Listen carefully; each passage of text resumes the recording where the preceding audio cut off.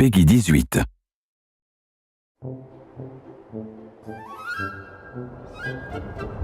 Our fans really want to be a raider. We see the feedback, we see the amazing cosplay our fans do, so we really wanted to provide them something that they really want, and we think that they're really going to enjoy it.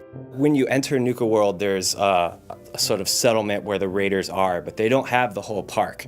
So there's all these other lands occupied by different monsters and enemies that you have to go in and take for the raiders, take for your gangs, and conquer, and then move your gangs into so that you can have the whole park for your raider territory. We have Nuka Town, USA, which is where the raiders are sort of living when you first get there. Nuka Galaxy, which is sort of like the future that they would envision in the Fallout universe. We have Dry Rock Gulch, which is sort of Wild West town.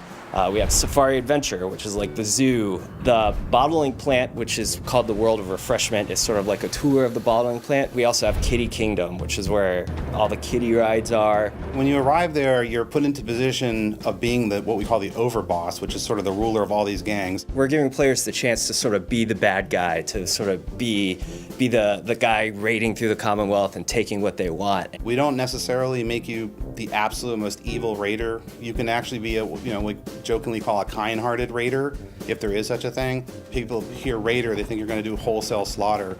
We actually took great pains to make sure that that wasn't a requirement. We have 3 distinct gangs, each with their own vibe, each with their own backstory, so it lets you choose not just to be a raider, but what kind you want to be. The Disciples are sort of your classic, very bloody, very violent gang. Then you have the Operators, and they're sort of your stealthy, sort of come at you from the shadows, a little more technologically oriented raider gang, and then the Pack, and they're just absolutely crazy.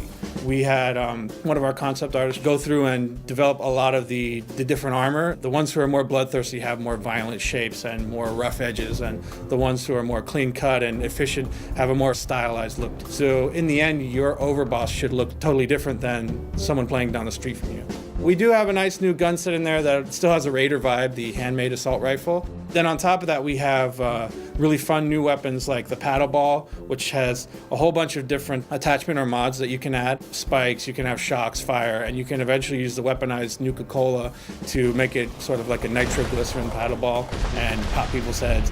Then we have the acid soaker, where you just hose people down with this toxic acid that melts them. The thirst zapper, which is the weapon that you saw in the Nuka Girls pinup posters, that you get early on in the add-on. You can mod that as you discover the secrets of how they've weaponized Nuka-Cola and turn that into a really devastating weapon. I'd say that this is a great capper on the whole experience in Fallout 4. So as far as working on a project of this duration, I think this was a nice way of saying like, hey, it's time for a vacation now. You're going to this amusement park, but you're also taking a break from saving people and rescuing settlements to sort of let your hair out. We've had a wonderful time making this add-on, and we really think that everyone will enjoy it, and we can't wait till you get your hands on it.